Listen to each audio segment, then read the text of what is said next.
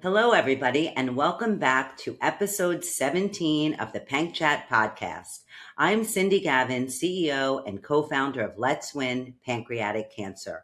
On today's episode, we are discussing managing nutrition and pancreatic cancer with Audrey Caspar-Clark. Take it away, Alisyn. Thank you, Cindy. I want to welcome our listeners to episode 17 of PancChat. I'm Alisyn Camerota, your host. Today's episode focuses on nutrition, how patients can stay healthy during treatment. We also want to thank our sponsor, Revolution Medicines. Our guest today is Audrey Caspar-Clark. Audrey is an outpatient oncology dietitian specializing in pancreatic cancer at the Hospital of the University of Pennsylvania and the Abramson Cancer Center in Philadelphia. She provides nutrition-related education at oncology conferences, patient support groups, and community health programs. Welcome to the podcast, Audrey. Thank you. I'm happy to be here. Great to have you here. Okay, so as we know, nutrition during pancreatic cancer treatment can be very challenging because the cancer itself complicates eating, and then the treatment can affect your digestive system, which makes it harder to absorb nutrients. So, what are the biggest challenges as you see it? Well, I think there are probably at least 5. I'll try to simplify though. One, as you mentioned, is the cancer itself. So if the tumor is pressing on the abdomen, which is pretty common, it makes people feel full and very uncomfortable. And when they lie down and they have food in their stomach, it often makes pain really intense. So they have pain. They have this limited feeling of, they feel full quickly and it's very uncomfortable. Then if they are going through chemotherapy, that itself comes with a wonderful array of side effects, including nausea, vomiting, maybe constipation, maybe diarrhea, possibly some mouth sores and taste changes, and also sensitivity to extreme temperatures, particularly cold temperatures. And often people are just flat out tired. Cancer makes you tired. Treatment makes you tired. And so you may just not have very much energy and interest in eating. Food doesn't seem very appealing. And if your brain is associating eating with feeling uncomfortable, it kind of turns off those hunger signals. So those hunger signals get all messed up and we don't get that reminder that we need to eat. So I think sort of starting from the top down, the most important thing is to identify if there is pain that can be managed appropriately, symptoms from the chemo side effects that need to be managed very optimally, and then working closely with a dietitian to figure out what is going to give you the biggest bang for your buck. What is a small amount that you can comfortably eat that is as nutritionally dense as it needs to be? And then making sure that you are working really closely with your oncology care team so that those symptoms are managed and not rearing their head maybe over the weekend. And, you're just sort of totally wiped out and not eating. Yeah. I mean, Audrey, the way you've spelled it out, it's just so daunting. That whole laundry list of things that make it complicated. I can understand why patients would be like, it's not worth it. Eating is just not worth it. Between the nausea, the mouth sores, the exhaustion, the pain, the digestive issues, it's just, I'd rather skip meals. And so when you have a patient come in who's encountering any or all of those, what are the tips that you give him or her to start? So first off, I make sure that we communicate what's happening really clearly to that person's oncology care team. Because without getting those symptoms controlled, I could give you 100 different suggestions for things to eat and that's just not going to work. So that's the first place we started, is a little bit of better living through science, chemistry. We need those medications to help us feel better.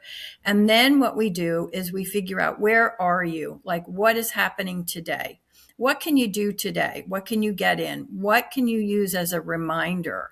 And how about thinking about taking your calories in liquid form, because a lot of times that is just much easier. It's going to empty out of your stomach more quickly, and you don't have to spend a lot of energy sitting there staring at a plate full of food and chewing your way through it.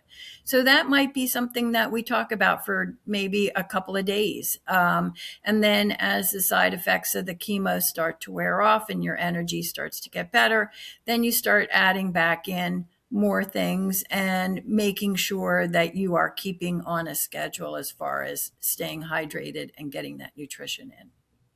When you say liquid form, you mean those like high density caloric Ensure drinks? It can be the commercial over-the-counter products. Ensure and Boost are the ones that we most commonly hear about, but there right now are probably at least 20 different products out there.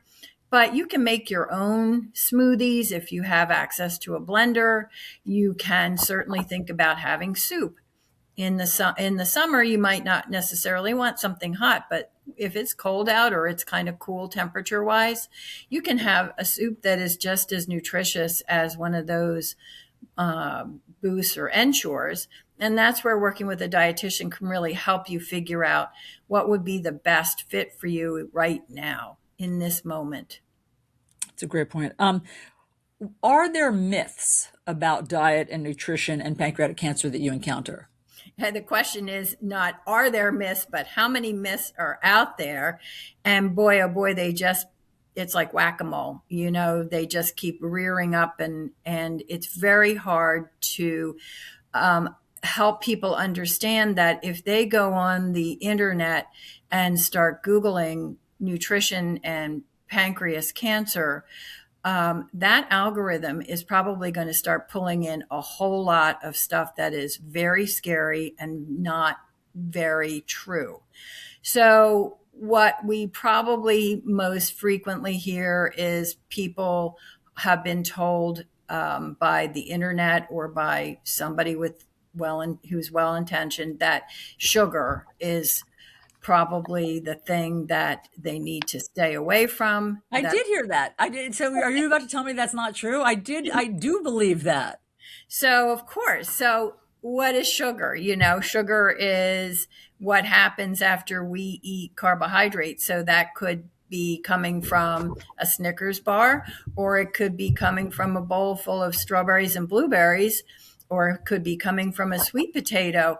Now, that sugar is what is the main currency of energy in our body, but it also can be a problem if your pancreas is not operating the right way and you have blood sugars that are starting to go up. So there is a little kernel of truth there that, sugar should be avoided. But let's think about, what do we mean by sugar? And we know that carbohydrates are pretty important for most people in terms of being able to provide energy. So we have to think about, is that final product of sugar, is that actually promoting cancer, or is it just keeping all of your cells going? But is it fair to say that pancreatic cancer patients should avoid refined sugar? Well, I would not go so far as to say avoid anything in particular while you're going through cancer treatment, because what we really want to think about is maintaining somebody's weight and hopefully preventing them from losing a lot of muscle, which is what tends to break down really quickly.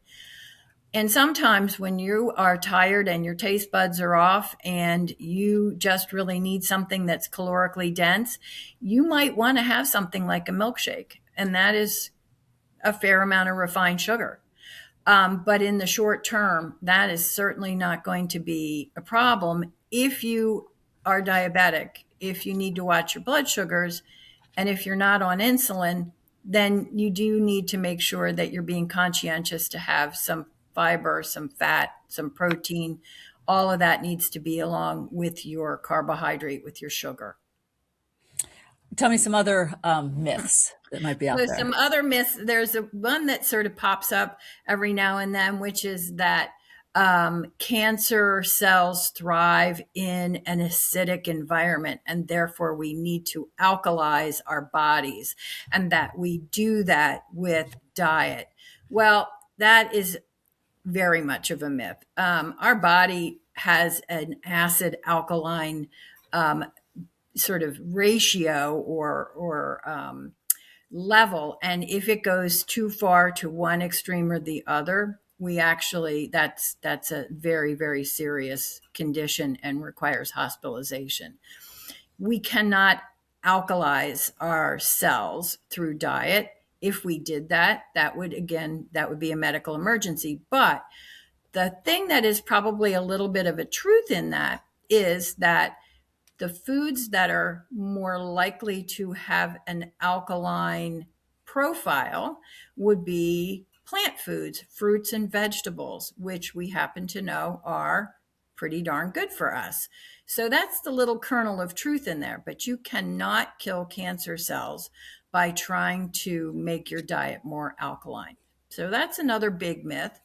I think the one that is not necessarily a myth, but I think that one that people get very interested in is a ketogenic diet. And that is therapeutically evidence-based for controlling seizures in children. It is a very low carbohydrate diet. And that kind of goes back to that sugar feeding cancer idea, that can we slow down cancer cells from proliferating if we starve them? And following a ketogenic diet is so challenging that for somebody going through cancer treatment, I think it would be nearly impossible and would put a tremendous amount of a burden on that person and possibly their family, who's also trying to support them. We don't have enough strong evidence to show that a ketogenic diet is beneficial for people who have cancer. We do know that, as I mentioned, it can be used in treating children with seizures. So we just don't want to go outside the box with some of this stuff. Audrey, what about red meat? I remember hearing that cancer loves red meat. Well, again, this one actually has some evidence behind it. We know that colon cancer, the incidence of colon cancer does correlate with intake of red meat, but it's primarily processed red meat. So we're talking about hot dogs, lunch meats, bacon, sausage, those types of meats. And we don't have a strong correlation for pancreas cancer in terms of red meat. I think the general advice is to limit your red meat intake, but does not mean that you have to avoid it altogether. And if you are somebody who loves a hot dog, if you're at a baseball game, a hot dog every now and then is really not a big deal. It's, cumulative. It's, as we say, the dose makes the poison. So if you're eating hot dogs every day, probably a good idea to back it down to maybe once a month. Who doesn't love a hot dog at a barbecue or a baseball game? I mean, that would be horrible to live without, I would say. Right. So I agree with moderation. Are there some foods that slow down the spread of cancer? I know you said that fruits and vegetables are good. Is there any magical food that has been shown to slow it down? Don't we wish? If we had that, boy, oh boy, that would just be such an amazing thing. No, we don't have that, but we do know very much that people who are able to maintain their weight, who are able to minimize muscle loss, who are able to be active and stay well hydrated and eat a sufficient amount of a well-balanced diet do better. We also know that from a prevention standpoint, diets that are high in fruits and vegetables, beans, nuts, seeds, whole grains, and have smaller, lesser amounts of processed foods, lesser amounts of red meat, focus more on fish as a protein source, that those are people who are less likely to develop cancer. But once you do have cancer, I would say that you'd want to do the best you can when you are feeling up to it. So I always say to folks, how can we squeeze in or sneak in some more, fruits and vegetables while you're feeling not so great? We can put them in a soup or a smoothie or, depending on where your taste buds are. But I don't want people to be burdened with the guilt of thinking that if they don't eat this perfect way as they're going through cancer treatment, that it's going to be, sort of the deciding factor whether or not they do well. That's just not the case. That's really good to know. Explain the role of pancreatic enzymes and what they do in terms of diet and nutrition for patients. So our pancreas is a very important organ, and it does a couple of things. One, it produces insulin, which is why it's very common for people who have a tumor in their pancreas to start to have some hyperglycemia, some new diabetes. But the pancreas, especially the head of the pancreas, also is where the digestive enzymes are created and then secreted into the small intestine. And those enzymes are essential for breaking down the components in our food that we then need to absorb and use for all the different things that we use those nutrients for. So those enzymes break down fat, protein, and carbohydrate. And so if you don't have enough of those enzymes, or if you have a timing issue where those enzymes maybe aren't getting to the food as it's emptying from the stomach, you will have some degree of what we call malabsorption or exocrine pancreatic insufficiency. And you may be losing weight even though you're eating really well. But more frequently, what people notice is that they have some really bad gas and bloating, and their bowel movements may be more frequent, or they may be very loose, kind of floating, pale in color, very stinky. And that is because the food is actually not being broken down by those enzymes. Therefore, it's not getting absorbed.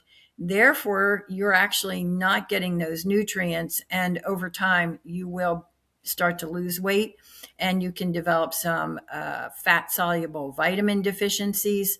So it's really critical that if you experience any of that, that you have a conversation with the doctor and get started on the pancreatic enzyme replacement, which is a couple of brands that are pretty well known. Creon and ZenPep are the two that are most commonly found on people's prescription plans. And you have to take them with your food.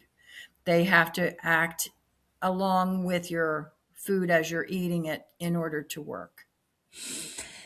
I have guilt about what nowadays about how I pressured my husband when he was losing weight. Like, you have to eat. You have to eat. Do you want me to get you a cheeseburger? Do you want me to go get you a milkshake? You have to force it down. Keep eating.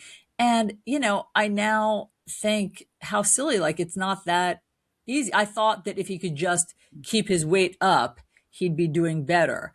And I guess, what should caregivers do when they see their loved one losing weight? I think that is the hardest role to be in, is the caregiver.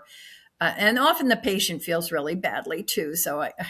But what you have to think about is, what are some strategies that work for both of you so that you don't end up being in this tug of war?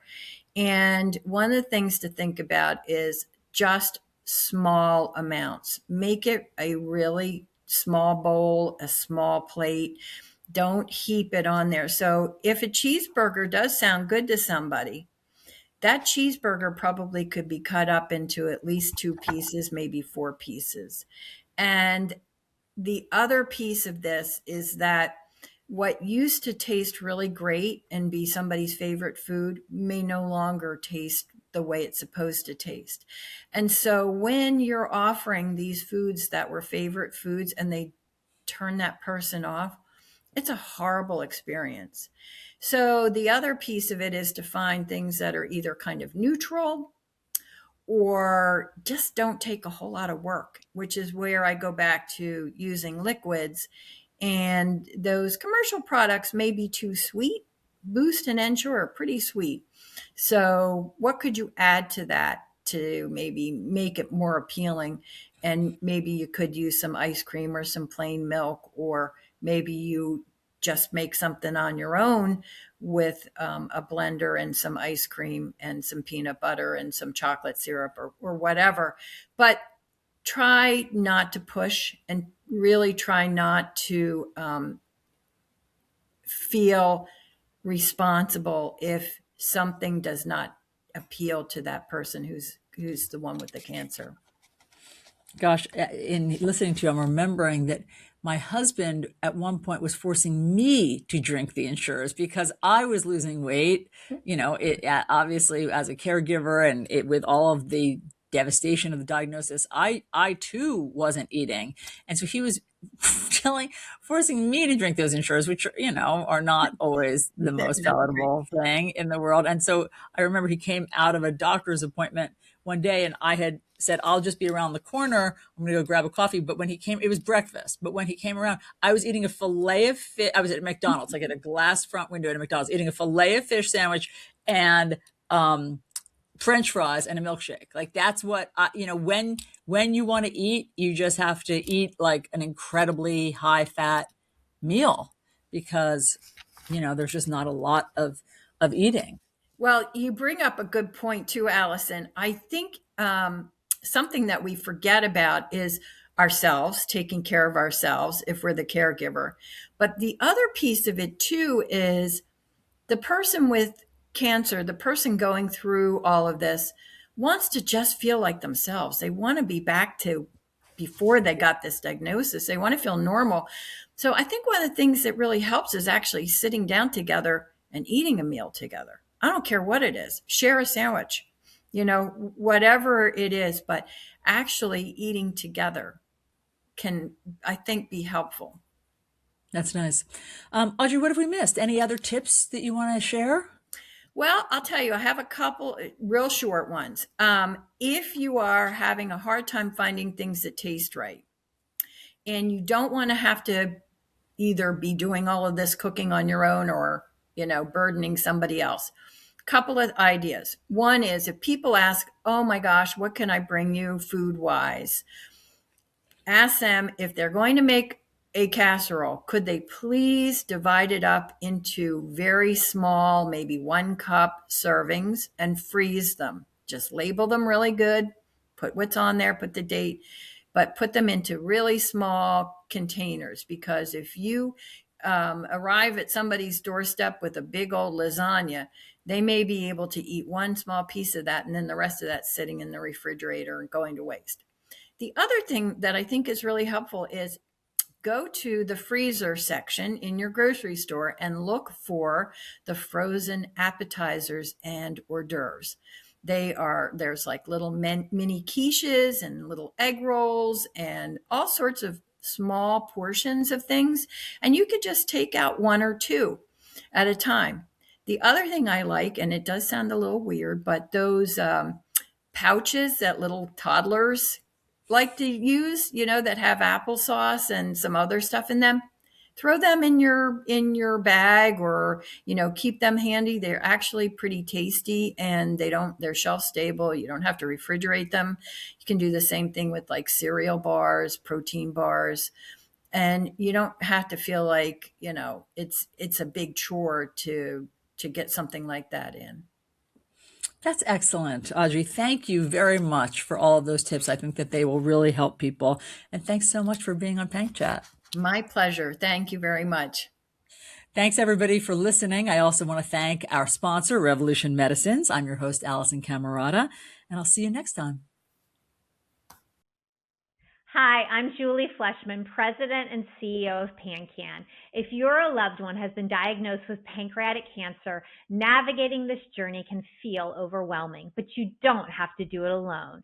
Be sure to explore resources available to patients and caregivers on nutrition and healthy eating habits. You can find PanCAN at pancan.org and Let's Win at letswinpc.org. Together, PanCAN and Let's Win are committed to guiding you through every step of the pancreatic cancer journey, offering support, information, and hope. In our next episode, we'll be speaking with Dallas Lowry about pancreatic enzymes and the critical role they play during cancer treatment. Don't forget to follow PancChat to get new episodes delivered twice a month right in your podcast feed. PancChat is available on all major platforms wherever you get your podcasts.